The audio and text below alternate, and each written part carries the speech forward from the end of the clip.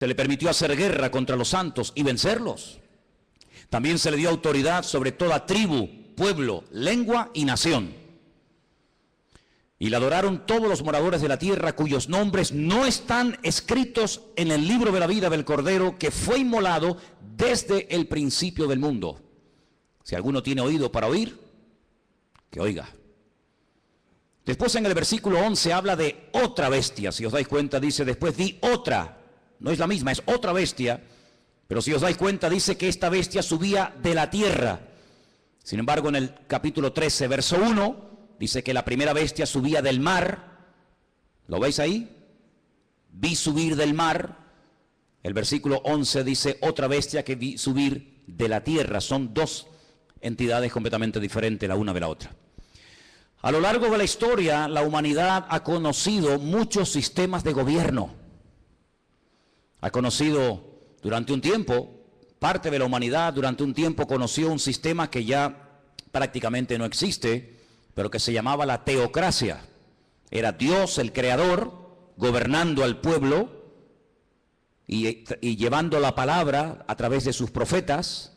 Y fue un periodo muy hermoso de la historia, donde Dios hacía las funciones de gobernante o de rey, su pueblo obedecía, y cuando Dios tenía que comunicarse o transmitir un mensaje al pueblo, como lo acabo de decir, lo transmitía a través de sus siervos los profetas. Después dice la Biblia que decidieron cambiar y dejar ese sistema y entraron en un sistema llamado monarquía. Y el rey moría y su hijo ocupaba el lugar, y en fin, todos sabemos que es otro sistema de gobierno. El mundo ha conocido la monarquía, la teocracia, el comunismo, el capitalismo, la democracia, gobiernos de derechas, gobiernos de centro, gobiernos de izquierda, gobiernos comunistas, gobiernos socialistas. En fin, hay cantidad de formas de llevar a este mundo, pues, por distintos caminos. Pero la Biblia nos habla de un nuevo orden, de un nuevo gobierno, que en cierto sentido tendrá un poco de todo lo que les acabo de comentar. Tendrá un poco de monarquía, un poco de comunismo, un poco de democracia, un poco de capitalismo. Será como una especie de mezcla, pero también es un sistema completamente nuevo. El hombre nunca ha visto ese sistema de gobierno que en los últimos tiempos se levantará, y se levantará del antiguo territorio que ocupó el Imperio Romano.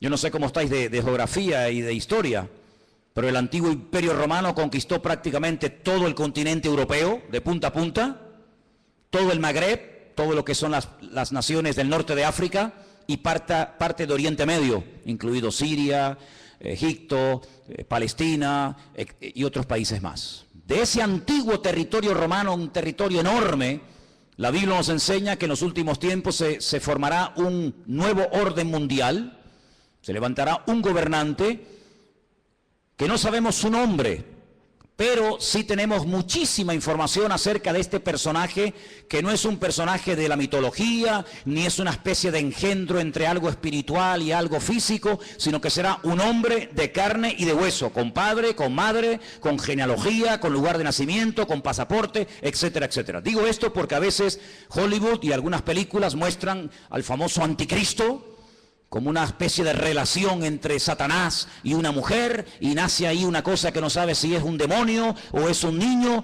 Olvídense de eso. El anticristo, y dicho sea de paso, el único en la Biblia que llama a este personaje el anticristo es el apóstol Juan.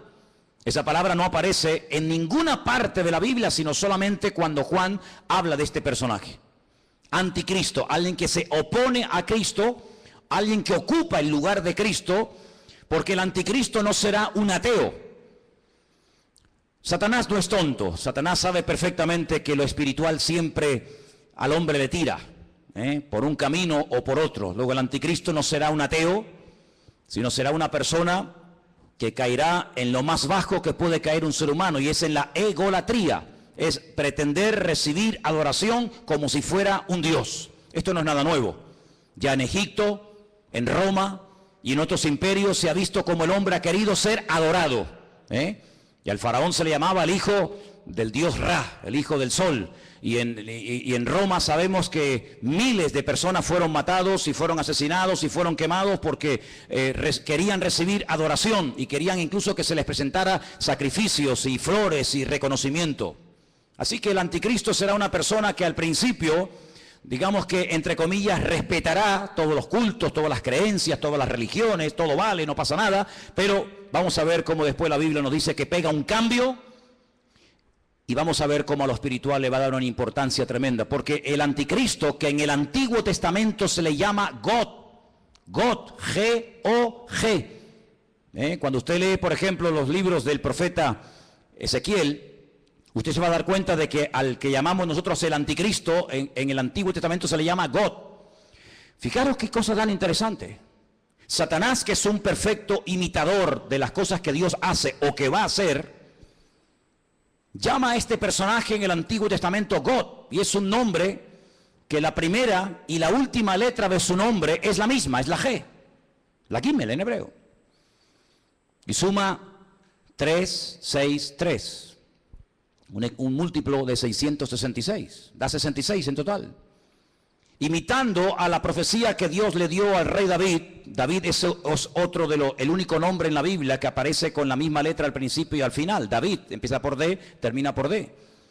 Lo que hace el anticristo es tratar de imitar a ese futuro rey, ¿verdad?, descendiente de la casa de David, y tratando de ungir, respaldar, apoyar y ayudar en todos los sentidos a este personaje político que tendrá un poder prácticamente ilimitado. Hace unos días, varios gobernantes muy famosos de este planeta Tierra proponían el nombrar a una persona como el presidente del planeta Tierra, el presidente de la Tierra, en este nuevo orden mundial que se está fraguando. Una de las últimas ciudades con un lujo increíble que se ha construido en Kurdistán se llama Astana. Lo habéis visto en algunos grupos ciclistas que llevan Astana, ¿verdad? Y tienen un grupo muy famoso de ciclistas. Astana fue fundada por los Illuminati y por las logias masónicas. Todos los edificios y todos los símbolos de la ciudad de Astana en el Kurdistán, todos tienen que ver con símbolos masónicos y de los Illuminati. No voy a entrar demasiado en esto, pero los Illuminati son personas que pueden ser políticos, pueden ser presidentes de país, de gobiernos, pueden ser deportistas, pueden ser artistas, etcétera, etcétera. Y hablemos claro, son personas adoradores del diablo. En Israel hay una cueva que se llama la famosa cueva de Sedequías. Se llama la cueva de Sedequías porque cuando el rey Nabucodonosor sitió la ciudad de Jerusalén durante más de un año, el rey que en ese momento gobernaba Jerusalén se llamaba Sedequías y huyó por esa cueva, y dice que lo alcanzaron en la llanura del valle de Jericó, que está como unos 8 o 10 kilómetros de allí. Y allí lo encontraron, le sacaron los ojos y se lo llevaron cautivo a Babilonia, a Irak. Y en esa cueva de Sedequías, de vez en cuando los famosos masones y Illuminatis se reúnen para hacer rituales. Quiero decirles que el presidente mundial de los Illuminati y de los masones es un judío llamado Rockefeller. Y en esa cueva se reúnen los de más alta graduación, los de nivel 33. Y allí hacen todo tipo de ritos y de ceremonias. Y ellos dicen que es allí, en uno de los lugares del mundo, de la tierra, donde Satanás hoy por hoy tiene su trono. No se olviden que Satanás no es un ser omnipresente que puede estar en todas partes al mismo tiempo. Satanás no puede estar en Madrid, en Estados Unidos, en Jerusalén, en Latinoamérica. Satanás es un ser que solamente puede estar en un sitio al mismo tiempo. Se mueve en el mundo espiritual, pero no tiene omnipresencia como es un atributo divino. Y es en ese lugar donde dicen los Illuminati y los masones que en forma de macho cabrío se presenta cuando hacen esas ceremonias en la cueva de Sedequías, y allí es donde reciben órdenes e instrucciones para las cosas que tienen que hacer. A algunos les puede sonar todo esto como a ciencia ficción, como a miedo, como a película, pero quiero decirles que el mundo espiritual, aunque no lo podemos ver con nuestros ojos de carne, es tan real como el mundo natural que constantemente estamos viendo. Date cuenta que, por ejemplo, ahora aquí dentro hay millones de voces en alemán, en arameo, en hebreo, en inglés, en chino, en japonés. Aquí dentro hay frecuencias, hay ondas pero que no podemos ni verlas ni oírlas porque no tenemos un aparato de radio. Pero si tuviéramos un aparato de radio con una buena antena, seríamos capaces de escuchar programas que ahora mismo se están emitiendo desde Marruecos, desde Estados Unidos, desde cualquier parte de la tierra, simplemente que no tenemos un aparato que nos permite captar la señal de lo que aquí hay. Es como en la televisión. Y el mundo espiritual es invisible, pero es real. Los demonios existen, Dios existe, los ángeles existen. Todo el mundo espiritual es tan real como el mundo en el cual nos movemos tú y yo cada día. ¿Cuántos dicen amén? Satanás, dice la Biblia, que tiene un título, es el príncipe de la potestad del aire. Él se mueve con una velocidad abismal en la atmósfera. Y en ese lugar es donde Satanás hoy por hoy tiene su trono. Recuerden que en el libro del Apocalipsis, cuando el Señor le habla a una de las 7 iglesias, a una, no a las 7, a una le dice: aguanten, tengan paciencia, van a ser probados, van a tener dificultades, pero resistan, yo estoy con ustedes, porque yo sé dónde ustedes viven, donde Satanás tiene su trono. ¿Dónde tiene su trono Satanás hoy en día? Pues allí, en la ciudad de Jerusalén, es donde Satanás se mueve, porque sabe que la ciudad de Jerusalén es la ciudad más importante del mundo. Es la ciudad donde el Señor Jesucristo pasó la última semana de su vida. Es la ciudad donde Él instituyó lo que conocemos como la Santa Cena, el pan y el vino. Es el lugar donde murió. Es el lugar donde resucitó. Es el lugar donde ascendió. Es el lugar donde en el día de Pentecostés descendió el Espíritu Santo en forma como de lenguas de fuego que se asentaron sobre más de 100 y pico personas que estaban allí. Es el lugar donde Zacarías capítulo 14 dice que Él volverá por segunda vez y pondrá sus pies sobre el monte de los olivos y el monte se partirá y desde allí gobernará a las naciones. Es el lugar donde dice la Biblia que todo ojo le verá y toda rodilla se doblará. Es el lugar donde vendrán los famosos 2 testigos del Apocalipsis.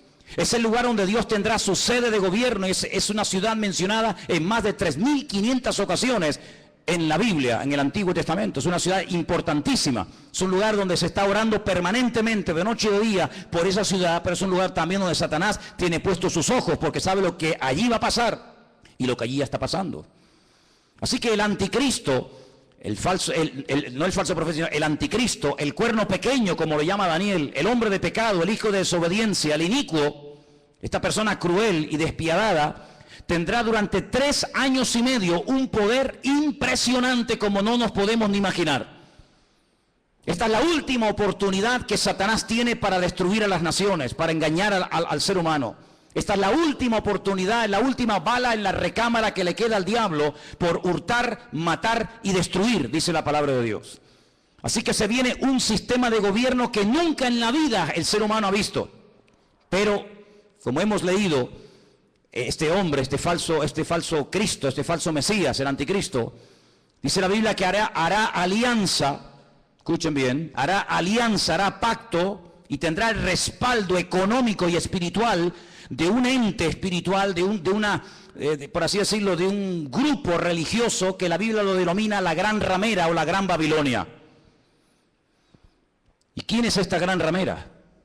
¿Quién es la Gran Babilonia?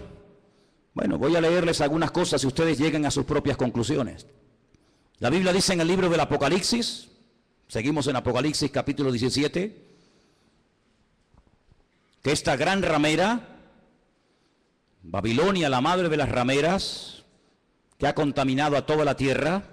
Versículo 1 dice: vi a uno de los 7 ángeles que tenía las 7 copas y habló conmigo y me dijo: ven acá y te mostraré la sentencia contra la gran ramera, la que está sentada sobre muchas aguas. La palabra aguas en el libro del Apocalipsis no se refiere a agua, sino que la interpretación de aguas la tienen ustedes. Hacemos un pequeño salto en el 17:15. Vean la interpretación. Las aguas que has visto donde la ramera se sienta, ¿qué es? Son pueblos, muchedumbres, naciones y lenguas. Esa es la interpretación de la palabra aguas. Entonces, vino a mí uno de los 7 ángeles que tenía las 7 copas y habló conmigo y me dijo: ven acá y te mostraré la sentencia contra la gran ramera, la que se ha sentado sobre pueblos, muchedumbres, naciones y lenguas. ¿Veis cómo lo podéis entender mejor? Versículo 2. Con la cual han fornicado los reyes de la tierra y los moradores de la tierra se han embriagado con el vino de su fornicación. Me llevó el Señor en el espíritu al desierto. La palabra desierto en hebreo es Bamidbar, es el lugar donde Dios habla. en la soledad, en la quietud, en la calma, donde Dios saca a su pueblo para hablarle y revelarle cosas profundas de su corazón. Y dice que allí vio una mujer sentada sobre una bestia escarlata, llena de nombres de blasfemia, que tenía 7 cabezas y 10 cuernos. ¿Cómo estaba vestida esa mujer? Esa institución religiosa, ¿cómo se vestía? Dice que se vestía de púrpura. Interesante, ¿no? Y de escarlata. Estaba adornada de oro, de piedras preciosas, de perlas, y tenía en su mano un cáliz de oro lleno de abominaciones y de la inmundicia de su fornicación. Así se vestían sus ministros, de púrpura y de escarlata, y tenía joyas y piedras preciosas en abundancia. Ahora, analicemos hoy en día en el espectro espiritual de nuestro planeta Tierra, vayamos una por una a ver quiénes pueden ser. Por ejemplo, ¿cómo visten los budistas? Si viéramos en este momento a un budista, seguramente lo veríamos con la cabeza rapada. Veo muchos budistas en esta tarde aquí. Iría seguramente, si tiene algo de pelo, con una especie de trenza. Iría con una túnica de color naranja. Ese es el color de los ministros budistas. No usan piedras preciosas, ni mucho menos. El mundo entero, las naciones de la tierra no han fornicado con el budismo. De hecho, en muchas naciones el budismo ni ha llegado, ni sabe la gente lo que es. Para muchos, Buda simplemente es una estatua de un señor con una panza muy gorda y nada más que eso. ¿Cómo visten, por ejemplo, los musulmanes? No visten de púrpura ni de escarlata. No han gobernado sobre todas las naciones de la tierra, sobre muchas sí, pero no sobre todas las naciones de la tierra. No tienen su sede, como después vamos a ver, en una ciudad más adelante. ¿Cómo visten los testigos de Jehová, los mormones? ¿Qué institución? Y no hace falta que lo digan. Se viste de púrpura y de escarlata y tiene piedras preciosas y riqueza en abundancia. ¿Cuál es el hombre que tiene más poder de convocatoria que simplemente con hacer así te junta 1 millón de personas en décimas de segundo? Un hombre que es capaz de ir a África, a América, a Japón, a la China, a Cuba, a cualquier país de la tierra. Es el hombre que tiene más poder de convocatoria que nadie, más que Obama, más que cualquier deportista. Hay un hombre que simplemente con hacer así junta como nada, 1 millón de personas, y los reyes de la tierra le tienen que besar la mano. Incluso el rey de España ha ido y se le ha inclinado. ¿Qué te parece, amigo? Y por si los datos te parecen cortos, en el versículo 18 dice: la mujer que has visto es la gran ciudad que reina, no que reinará, dice que reina sobre los reyes de la tierra. Allí donde la gran ramera tiene su sede. ¿Y cuál era la ciudad que en el momento de escribir el libro del Apocalipsis reinaba sobre toda la tierra? Si seguimos leyendo un poco más adelante, capítulo 17, versículo 8 dice: la bestia que has visto era y no es, y está para subir del abismo e ir a perdición, y los moradores de la tierra, aquellos nombres que no están escritos, no están escritos de la fundación del mundo en el libro de la vida, se asombraron viendo a la bestia que era y que no es.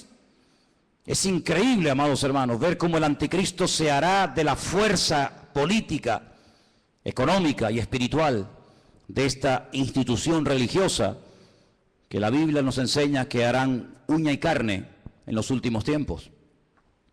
Ahora bien, este anticristo no podrá hacer lo que le da la gana, sino que tiene un periodo muy corto de tiempo para llevar a cabo, digamos, su plan maléfico, que número 1 consiste en destruir al Estado de Israel. Hay una obsesión, siempre había una obsesión contra el judío. El judío es el chivo expiatorio de la historia. Cuando en Alemania había crisis y cuando Alemania no levantaba cabeza, incluso había perdido territorio en la Primera Guerra Mundial, ¿a quién se le echó la culpa? A los judíos. ¿Quiénes pagaron los platos rotos en la Segunda Guerra Mundial? Fundamentalmente los judíos y otras personas también, pero mayoritariamente los judíos. Cada vez que hay un problema, cada vez que hay un conflicto, la culpa la tiene el judío. Hay centenares y centenares de libros que nos hablan acerca de que si no existiera ese pequeño país que tiene tan solo 300 kilómetros de largo, 22.000 kilómetros cuadrados, un país que prácticamente es que ni se ve en el mapa, un 0,7% de la población mundial, todos los problemas del mundo se solucionarían. Pero permítame decirles que durante la Primera Guerra Mundial Israel no existía y hubo una guerra mundial. Y durante la Segunda Guerra Mundial Israel no existía y se mataron 60 millones de personas en territorio europeo y esa gente no existía, no estaban allí como pueblo. Pero siempre se ha tratado de buscar una especie de chivo expiatorio al cual echarle la culpa de todos los problemas. Y hay muchos libros que dicen que si Israel no existiera, si ese país no existiera, si se arrasara completamente a esta gente, el mundo sería un mundo de paz, un mundo más equilibrado, un mundo donde no habría tantas guerras y rumores de guerras.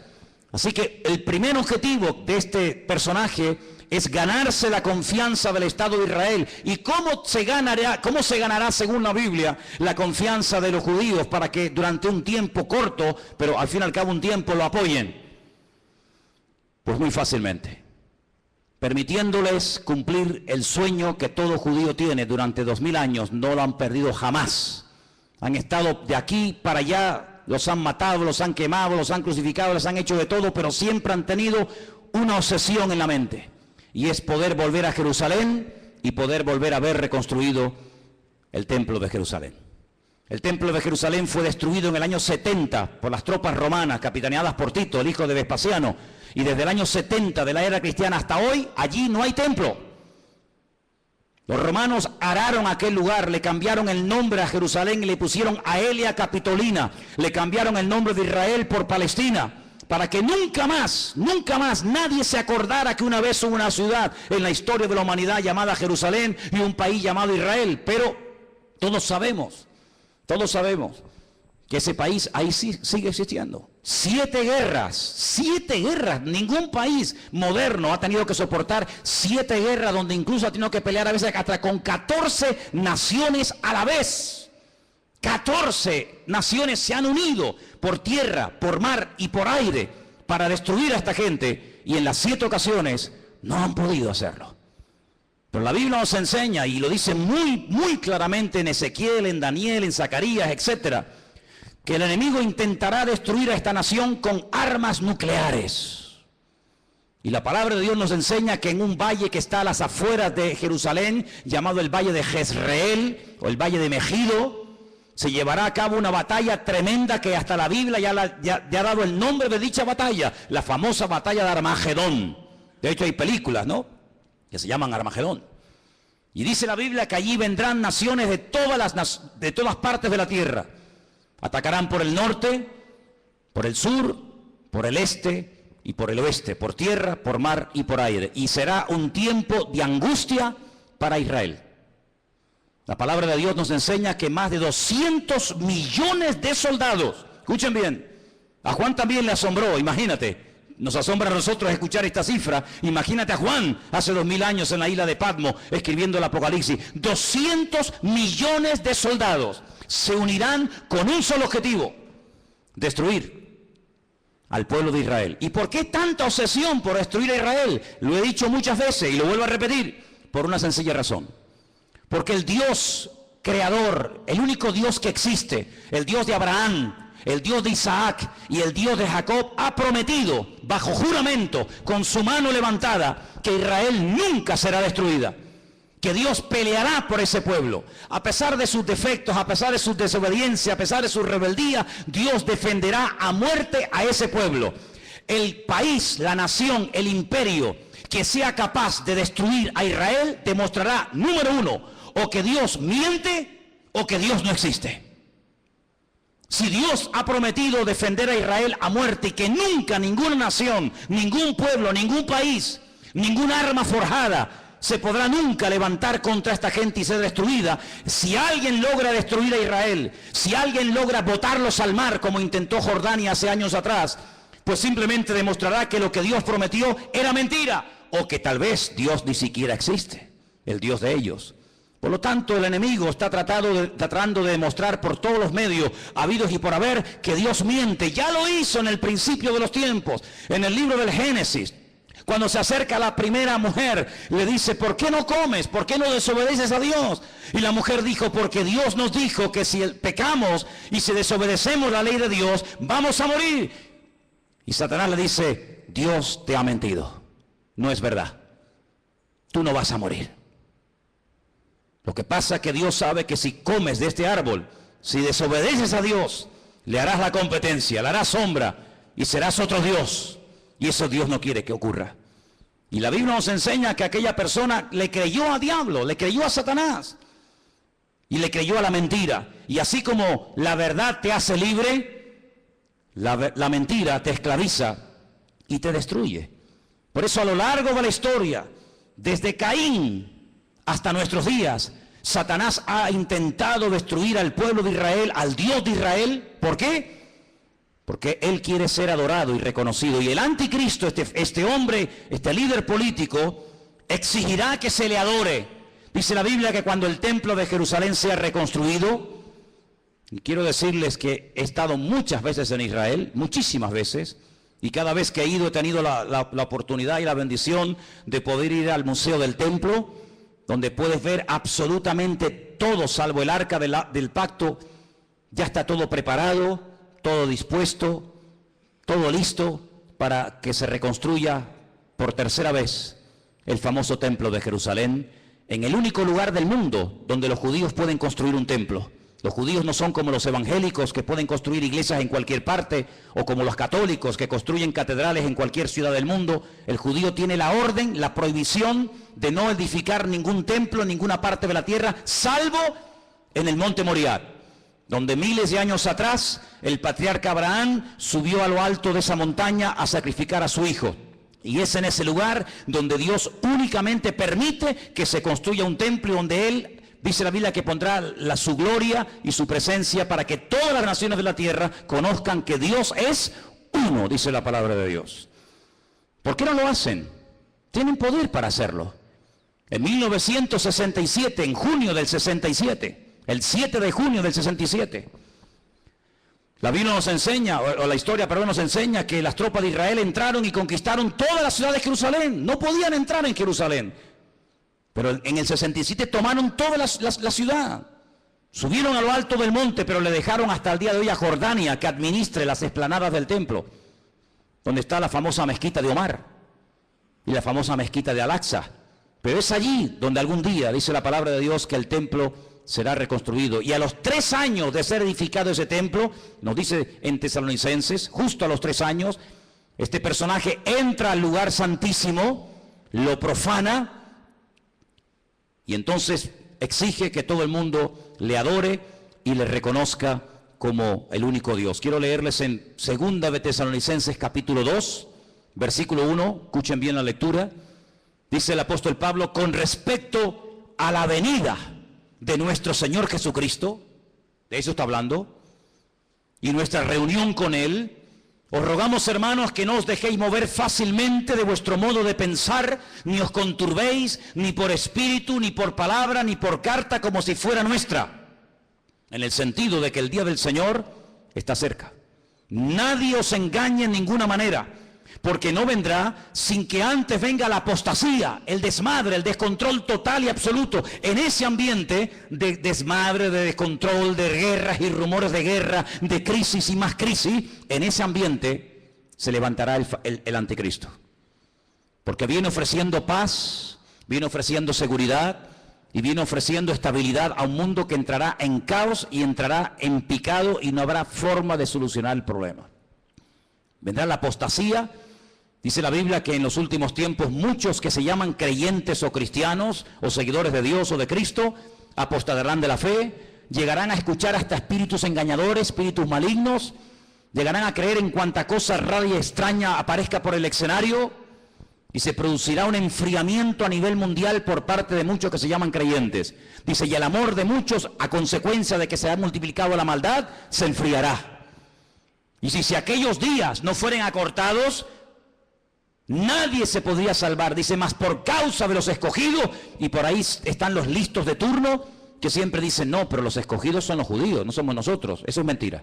Están engañados. Si están enseñados, están engañados. La palabra escogido es ecleto. La palabra ecleto aparece en Primera de Pedro, cuando Pedro le escribe a gentiles, no a judíos, a gentiles, y les dice, vosotros que antes no erais pueblo, si eran judíos, eran pueblo. No, pero es que vosotros no erais pueblo, porque el único pueblo que Dios tuvo en el pasado fue Israel. Vosotros que no erais pueblo, ahora sois pueblo de Dios. Real sacerdocio, amén. Nación santa, pueblo escogido por Dios, para que anunciéis las virtudes de aquel que os llamó de las tinieblas a su luz admirable. Es decir, la palabra que toma Pedro, que es ecleto, es exactamente la misma que aparece en Lucas 21 y en Mateo 24 cuando habla de escogidos. Dios tiene solo un pueblo, Dios no tiene dos pueblos, Dios tiene un solo pueblo. Y en ese pueblo forman parte todos aquellos hombres y mujeres que han aceptado a Cristo como su Señor y Salvador personal. Punto. ¿Cuántos dicen amén? Y dice que si no fueren acortados aquellos días, pero por causa de los escogidos tiene que acortarlo, nadie se podría salvar. Entonces dice que cuando venga la apostasía, muchos, no todos, muchos se apartarán. Y estamos viendo gente que antaño predicaba el Evangelio, ya ni lo predican, ni sirven al Señor, ni se congregan. Y no se asusten ni se sorprendan. Pedro dice, hermanos, no os sorprendáis, como si alguna cosa extraña estuviera ocurriendo. Ya os hemos predicado, ya os hemos profetizado, ya les hemos escrito.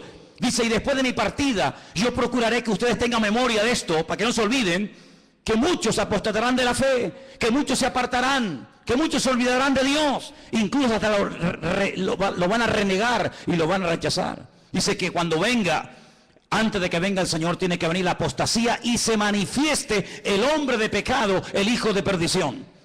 ¿Y qué hace este hombre? Versículo 4, se opone, se levanta contra todo lo que se llama Dios o es objeto de culto. No permite que haya todo tipo de religiones y todo tipo de creencias, sino que va a ser una persona que va a controlar el tema espiritual o religioso.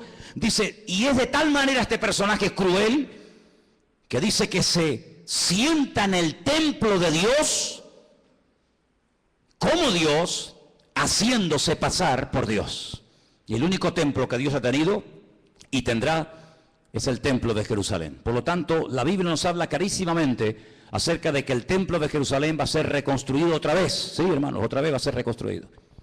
Aunque nos parezca extraño, nos parezca imposible. También era imposible que hace 60 años esta gente tuviera un país llamado Israel, y es posible. Ahora vosotros sabéis lo que lo detiene, a este anticristo, a este personaje siniestro, macabro. Dice, vosotros sabéis lo que lo detiene, a fin de que a su debido tiempo se manifieste. Ya está en acción el misterio de la iniquidad, solo que hay quien al presente lo detiene hasta que él, no ella, él a su vez se ha quitado de en medio. Entonces se manifestará aquel inicuo. La palabra inicuo, pues es una palabra que significa un hombre cruel, sin principios, sin moral, un salvaje, despiadado, una bestia, hasta que ese inicuo sea matado con el espíritu de la boca del Señor y lo matará el resplandor de su venida. He hecho una lista de cómo, de todas las formas que la gente moría en los tiempos de la Biblia. Tengo una lista enorme. Hay gente que murió comida por perros, gente que murió comida por gusanos, gente que murió crucificada, gente que murió apedreada, gente que murió quemada, gente que murió a palos, gente que murió clavados con un asta, empalados. Hay un montón de tipos de muertes en la Biblia, pero nadie ha muerto como morirá el anticristo. Dice que lo matará el resplandor de la venida de nuestro Señor Jesucristo. Así como el resplandor de la gloria del Señor tiró al suelo al apóstol Pablo y se convirtió y sirvió al Señor con toda su alma y con todo su corazón hasta el último minuto de su vida, el anticristo morirá no de forma natural, sino morirá por el resplandor de la gloria y de la presencia del Señor. Y dice la Biblia hasta dónde va a ser enterrado. Por ejemplo, si quieren saberlo, en Ezequiel 39, del 11 al 14, lean en casa este texto, repito, Ezequiel 39, del 11 al 14, y dice que allí, en Israel, en un valle, Dios le tiene preparada sepultura al anticristo para que todos los que pasen por aquel lugar sepan que hasta aquí, amigo, hasta aquí te permitió el Señor llegar, y aquí tienes sepultura para que todo el mundo que pase sepan que hasta aquí llegó tu fuerza y llegó tu capacidad. ¿Qué te parece?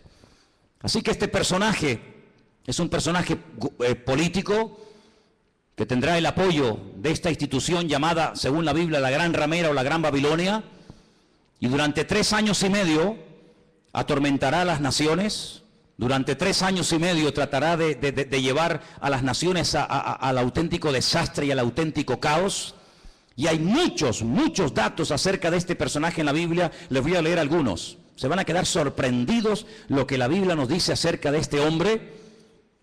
Por ejemplo, en capítulo 7 de Daniel, miren lo que dice acerca de este personaje. Daniel 7. Los 10 cuernos significan que aquel reino se levantarán 10 reyes, después se levantará otro, el cual dice será diferente, totalmente diferente. Hablará palabras contra el Altísimo, fíjate, está obsesionado con Dios. Hablará palabras contra el Altísimo, contra los santos del Altísimo y los quebrantará. Pensará, fíjate qué cosa, pensará en cambiar los tiempos y la ley. Hacer un calendario nuevo, leyes nuevas. Qué curioso que la semana pasada, a punto de que se firme este nuevo tratado de libre comercio, donde desaparecerán los aranceles y los impuestos que hay que pagar en la aduana, y podrán viajar las mercancías desde China a Estados Unidos, de Estados Unidos a Europa, de Europa a Oriente Medio, etcétera. Alguien dijo que ante estos cambios globales, mundiales, que están a punto de suceder en poco tiempo, donde se ha vuelto a reunir el famoso Club Bilderberg y muchos políticos han ido a Roma a hablar con el Papa, y donde el G7 se ha reunido otra vez como casi clandestinamente, porque están a punto de producirse y de firmarse acuerdos que van a cambiar el mundo en cuestión de días. Qué interesante que todo esto está ocurriendo aquí, en nuestras narices. Pero es interesante notar que en esa reunión alguien se levantó y dijo, y esto ha salido publicado en la prensa, que lo que hace falta es establecer un nuevo sistema también de justicia. Es decir, la justicia, las leyes, los abogados, los magistrados que tenemos en este momento no sirven, no pueden llegar a tener el control de la justicia que hace falta para estos cambios que se vienen. Hace falta otro tipo de jueces, otro tipo de abogados, otro tipo de fiscales. Qué curioso, cambiar las leyes. Una de las instituciones que el anticristo quiere cambiar es la justicia. Y quiere hacerlo lo más injusta posible. Parece que una paradoja, ¿no? La justicia que sea injusta. La ley del embudo, donde el que tiene cada vez tendrá más y donde el que no tiene cada vez tendrá menos. Querrá cambiar la justicia, la política, el orden social. Dice la Biblia que una de las cosas que harán los que tienen poder para dictar leyes es presentar leyes terribles como si fueran buenísimas. Y leyes que han sido buenísimas, que han preservado a las naciones de la destrucción, leyes con un principio moral, leyes con un principio de perdón, de misericordia, desaparecerán, y a lo malo lo presentarán como bueno y a lo bueno como malo. El jefe de todos los masones de Europa, Jacques Chirac, expresidente de la República de Francia, padre de la Constitución Europea, incluso ha llegado a proponer que en un ambiente de libertad, de igualdad, el ser humano puede llegar a casarse con un animal y hacer una ceremonia oficial donde si te enamoras de tu vaca o de tu perro te puedes casar con él, o si tu perro se enamora de ti no sé si le dirás sí o no. Y eso es lo que él ha llegado a proponer, que todos los seres humanos sean equiparados al nivel de las bestias, y donde un animal puede casarse con un hombre con un animal. Y cosas terribles. En la Biblia nos habla como de engendros, donde se mezcla la biotecnología, donde se mezcla lo físico, lo espiritual, y verás cosas que te he puesto que es un robot, un ser humano. Hay personas que ya están siendo operadas y se córtame las piernas y los brazos. Quiero otro tipo de piernas y de brazos, y ya están haciendo engendros y manipulaciones genéticas sin precedente en la historia de la humanidad. Qué curioso que la Biblia, desde el libro del principio de la Torá, prohibía todo tipo de mezclas y todo tipo de injertos y todo tipo de cambios, ¿verdad? Sin embargo, el hombre intentará cambiar los tiempos, intentará cambiar las leyes. Serán entregados en sus manos por tiempos y la mitad de un tiempo. Es lo mismo, 3 años y medio, 42 meses. Pero se levantará el juez con mayúscula, le quitará el dominio, será destruido y arruinado, y el reino y el dominio y la majestad y los reinos bajo el cielo serán entregados al pueblo de los santos, cuyo reino es reino eterno, y todos los dominios le servirán y le obedecerán al Rey de Reyes y al Señor de los Señores. ¿Cuántos dicen amén? Capítulo 8 nos da más datos sobre este hombre. Dice: y en cuanto al cuerno que fue quebrado, se levantaron otros 4 en su lugar. Significa que 4 reinos se levantarán de esa nación, aunque no con la fuerza de él. Estos 10 cuernos, constantemente, en esta tarde habéis oído 10 cuernos, 10 cuernos. Son 10 naciones que se van a unir en los últimos tiempos para pelear. Qué curioso que por primera vez en la historia ha habido una coalición de 10 naciones árabes que en este momento están atacando Yemen, en este momento están atacando Siria y otras naciones del Medio Oriente. 10 naciones, qué curioso. Una coalición de 10 cuernos. Bueno, la Biblia le dijo a Abraham que 10 príncipes saldrían de sus lomos a través de Isaac, ¿verdad?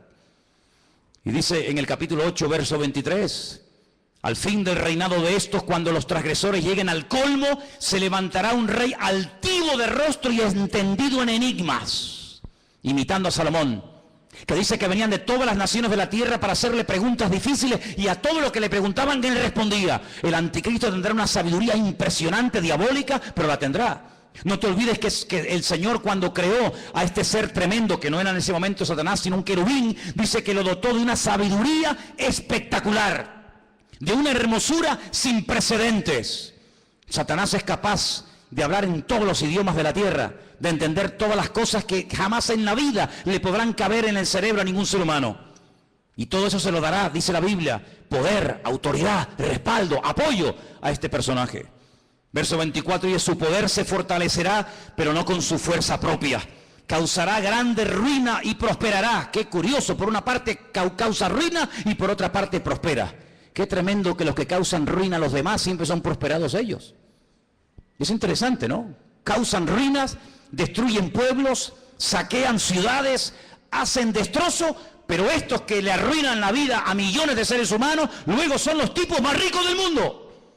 Y uno dice, ¿cómo es posible que este hombre que ha sido elegido por el pueblo, o se puso él teóricamente para ayudar al pueblo, no solamente nos complique la vida y nos arruine y nos mate, y encima el tipo este tenga fortunas en Suiza, sabe Dios dónde? Así será el anticristo.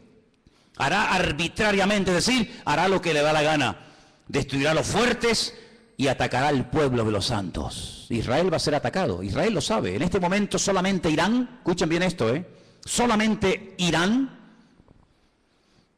El otro día hubo una reunión a más alto nivel. La República iraní le dijo a Israel, si me atacas, Israel quiere atacar las centrales nucleares, porque Irán acaba de firmar un acuerdo donde permite que los observadores internacionales entren en instalaciones civiles, pero no en las militares. Insiste continuamente de que todo el arsenal que Rusia le está proporcionando de uranio es simplemente para hacerle la vida a los iraníes más fáciles. Pero todo el mundo sabe, porque lo han dicho, no es nada que se oculte, porque lo han dicho, que el objetivo de ellos es literalmente hacer un festival nuclear en la ciudad de Jerusalén. Arrasar a Israel y borrarlos de la faz de la tierra. Israel se está pensando muy seriamente hace mucho tiempo atacar las bases militares nucleares. Irán le dijo, si me atacas, tengo en este momento 80.000 misiles apuntando hacia la ciudad de Jerusalén. ¿Qué te parece, amigo? Solamente Irán, sin contar otras naciones que le rodean. 120 millones de enemigos contra 7 millones. Es una desproporción muy grande, ¿verdad? 120 millones contra 7 millones. Con su sagacidad hará prosperar el engaño. Todo lo que estamos viendo de corrupción, de engaño, de ladrones y sinvergüenzas que han saqueado y robado lo que les ha dado la gana, que entran por una puerta y salen por la otra. Todo esto es simplemente un pequeño botón de muestra, como preparándonos psicológica y mentalmente para lo que viene. Dice que este hombre, con sagacidad, con trampas, con triquiñuelas, con mentiras, hará prosperar el engaño, se engrandecerá en su corazón y sin previo aviso atacará y destruirá a muchos. Estoy leyendo la Biblia, no estoy leyendo nada raro, estoy leyendo la Biblia.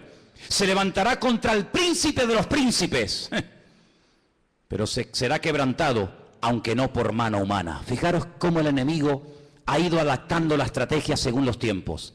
Caín, el primer asesino, se levanta y mata a su hermano Abel, pero no mató ni a su padre, ni a su madre, ni al otro hermano. Dejó a más gente viva que los que realmente mató, ¿sí o no?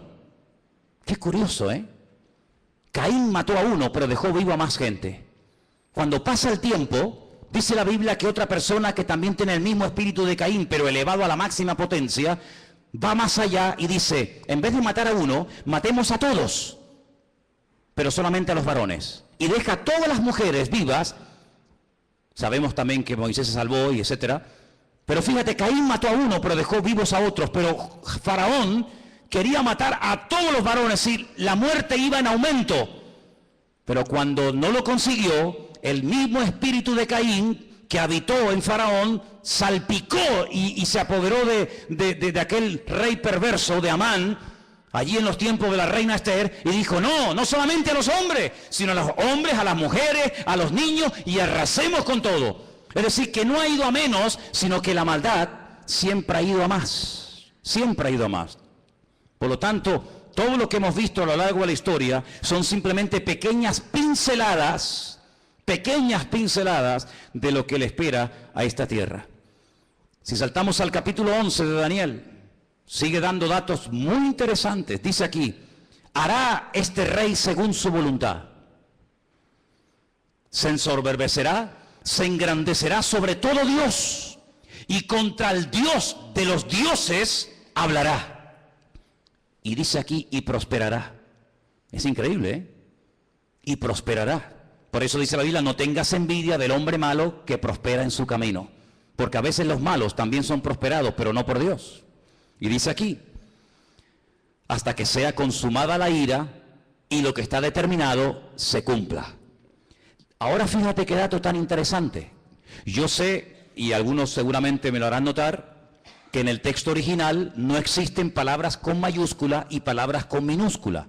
No existe ni en griego ni en hebreo palabras con mayúscula y con minúscula, que en nuestro idioma es muy importante, porque no es lo mismo la palabra Dios con minúscula que la palabra Dios con mayúscula. No es lo mismo la palabra Señor con minúscula que la palabra Señor para referirnos a Dios en mayúscula. En la Biblia hay un término específico para cada palabra, por lo tanto no hace falta recurrir a esto de mayúsculas y minúsculas. Pero en nuestra Biblia dice en mayúscula, del Dios de sus padres. Luego sus padres eran creyentes. Los padres del anticristo eran creyentes del verdadero Dios. Porque dice, del Dios, repito, con mayúscula de sus padres, no hará caso. Fue criado en una educación, digamos, religiosa, correcta, con el Dios verdadero. Lo mamó en la casa con sus padres, pero dice, no hará caso de ese Dios, de esa enseñanza. Y dice algo interesante que puede tener varias interpretaciones. Ni del amor de las mujeres hará caso. ¿Quiere decir que será un homosexual? ¿Que no se casará? Interprételo usted como quiera. Pero dice que a este hombre no le interesa perder el tiempo. Ustedes saben que cuando un hombre se enamora de una mujer se vuelve medio idiota, medio tonto, ¿no? Por lo tanto, él dice, yo tengo un objetivo y si enamorarme de esta o de aquella me va a quitar mi tiempo, dice, ni hará caso de las mujeres. Increíble. No respetará a Dios alguno, porque contra todo se engrandecerá. Honrará en su lugar al Dios de las fortalezas. Y tú dices, ¿este quién es? El Dios de las fortalezas. No hará caso del Dios verdadero que sus padres le inculcaron y le enseñaron. Dejará ese Dios verdadero y comenzará a adorar, dice aquí, al Dios de las fortalezas. Ahora, el libro de Daniel es el único libro de la Biblia que está escrito en dos idiomas diferentes. Todos los libros del Antiguo Testamento están escritos en hebreo y los del Nuevo Testamento en griego, pero Daniel no. Daniel, parte del libro está escrito en arameo y parte está escrito en hebreo. Se lee igual, pero significa lo mismo. Cuando usted lee del Dios de las fortalezas lo honrará, dice textualmente Alá Maozín. Y menciona la palabra Alá. ¿Saben que las siguientes Biblias que se van a vender dentro de muy poco tiempo, que ya están en circulación en las iglesias evangélicas, dirá, por ejemplo, en el principio creó Alá los cielos y la tierra? ¿Sabían que la palabra Elohim o Dios desaparecerá de muchas Biblias en los próximos años y aparecerá la palabra Alá? ¿Sabían eso? Pues vete espabilando. De Alá, del Dios de la guerra, como dice el texto, a ese Dios adorará. Dice, Dios que sus padres no conocieron.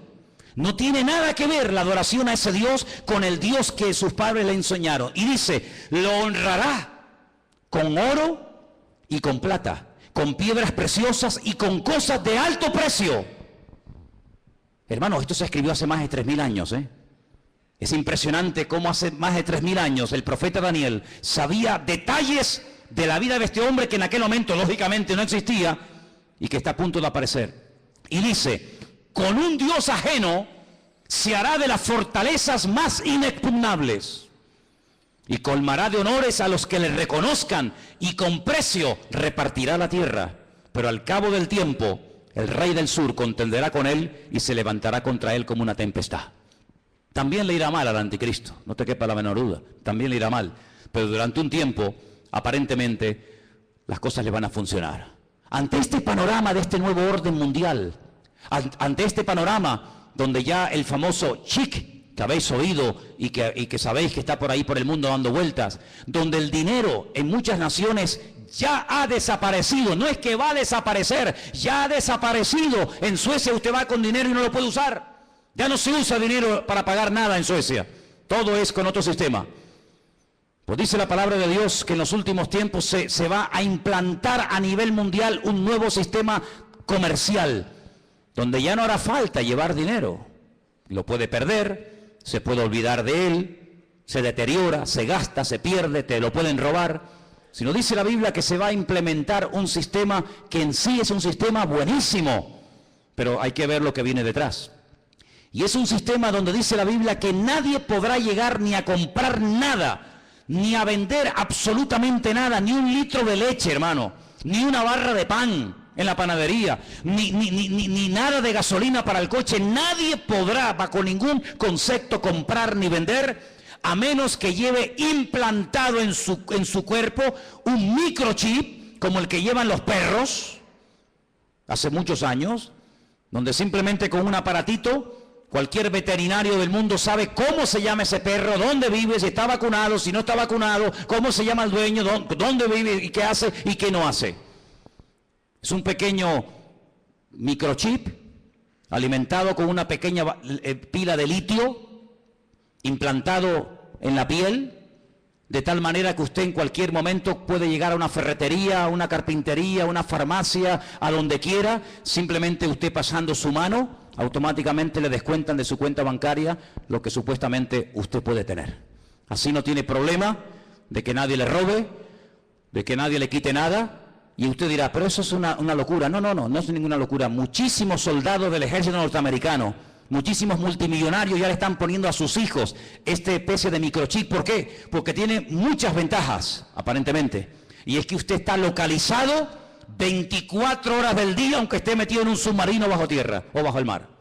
Usted está localizado permanentemente, porque los satélites captan esa señal, captan esa radiofrecuencia en cualquier lugar donde usted se encuentre. ¿Cómo podía saber Juan, un pescador de Galilea, hace 2000 años atrás, en un pequeño país llamado Israel, que algún día en el mundo, en el planeta Tierra, habría un sistema tan sofisticado, donde la gente ya no usaría dinero para comprar, ni para vender, ni para viajar, sino que simplemente llevando ahí una especie de chique en la mano, pasándolo por una especie de escáner o de máquina, la gente podría llevar una vida normal? ¿Cómo podía ese hombre saber eso hace 2000 años?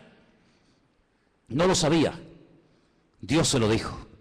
Y Dios se lo reveló. Porque aquí el que controla el pasado, el presente y el futuro es nuestro Dios. Y el Apocalipsis está escrito en pasado. Porque esa es una de las características del tema profético en la Biblia, que el futuro se cuenta en pasado. Y por eso dice la Escritura que para conocer el futuro hay que conocer el pasado. Porque el que no conoce lo que Dios ha hecho, no sabrá nunca lo que Dios hará en el futuro. ¿Qué podemos hacer los que nos llamamos cristianos o queremos ir en serio con el Señor ante este panorama? Bueno, es interesante notar que una de las profecías que se tenía que cumplir en los últimos tiempos es que el río Éufrates, saben que Irak está bañada por dos grandes ríos, el Éufrates y el Tigris. Es una de las zonas donde estaba el famoso Jardín del Edén. Llegaría un momento que se tendría que secar para que tropas del norte, dirigidas por Rusia, vinieran en dirección a la tierra gloriosa, entrando por los famosos altos del Golán, en el norte de Israel. Bueno, pues Siria construyó hace ya muchos años una presa que deja totalmente seco el río Éufrates, así, en cuestión de minutos. Eso está profetizado también en el libro del Apocalipsis. La palabra del Señor nos enseña que los tiempos se acortan y dice Mateo capítulo 24 lo que tenemos que hacer en estos tiempos los creyentes, y te lo leo. Mateo 24, del 37 en adelante, presta atención a lo que dice la palabra. Dice así: como en los días de Noé, así será la venida del Hijo del Hombre. Como en los días de Noé. ¿Cómo eran los días de Noé? ¿Cómo era su generación, sus vecinos, sus amigos? ¿Cómo vivía la gente en aquellos tiempos? Dice la Biblia que había violencia y agresividad por todas partes. No piensen ustedes que se vive tan tranquilo en todas partes de la tierra como de momento vivimos aquí. Muchos de los que están aquí pueden dar testimonio de que naciones hermosas y tremendamente ricas, es muy difícil hoy por hoy vivir en ellas debido al alto índice de muerte, de destrucción que hay. La gente tiene miedo a salir a las calles. Dice la Biblia que llegará el momento en el que la gente más pacífica, aquella chica que cuando caminaba dice que ni siquiera se atrevía a poner el pie en tierra, de lo delicado y de dulce que era, ten cuidado porque se te puede llegar a convertir en tu peor enemigo. Donde los padres serán capaces de entregar a sus hijos, donde los hijos serán capaces de traicionar y de vender a sus padres, etcétera, etcétera. Como los días de Noé, violencia, agresividad, perversión, algo impresionante. Si nos metiéramos a dar datos de la cantidad de perversión que hay con niños, con jovencitas en muchas partes del mundo y muchas muy cerca de aquí, nos quedaríamos realmente sorprendidos de ver cómo hemos superado con creces a las famosas ciudades de Sodoma y Gomorra.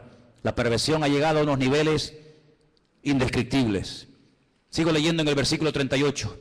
Porque como en los días antes, días hermano, no años, días antes del diluvio, ¿qué hacían? Comían, bebían, se casaban, se daban en casamiento hasta el día en que no entró en el arca. ¿Cómo es posible que está a punto de venir un diluvio, que vamos a morir todos como ratas, que no hay escapatoria? Y te estés casando, pero ¿casando para qué? Si mañana vamos a morir todos. Y haciendo negocios a largo plazo, y haciendo inversiones, y comprando, y vendiendo, y comiendo, y bebiendo, cuando te quedan 20 horas de vida. Oye, si tú supieras, dime la verdad, hermano y hermana, si tú supieras con toda seguridad que te queda una hora de vida, ¿qué harías? Dime qué harías. ¿Llamarías ahora a tu hijo, a tu hija? ¿Harías algo? No, todavía queda mucho tiempo, sí. Esa actitud de diferencia, de decir, bueno, no hay tanta prisa, tampoco es para tanto, no exageres tanto, Manolo, que todavía queda mucho tiempo, que soy muy joven, que queda mucha vida por delante. Sí, también al que enterré ayer le quedaba mucha vida por delante. Y con 44 años recién cumplido el lunes, ahora está donde todos sabemos que está. Toda la vida le quedaba por delante, claro. Un chaval con 44 años, pues, hombre, pues imagínate tú lo que puedes vivir, casi otros 40 años más. Pues no, se acostó a las 9 de la noche. Y a las 7 de la mañana, su vida se apagó. ¿Qué te parece? Días antes del diluvio, Noé estuvo predicando y diciendo a la gente, viene el diluvio, que Dios va en serio, Dios te ha dado oportunidad, otra, y mañana, y pasado, y nada, y no hacían caso.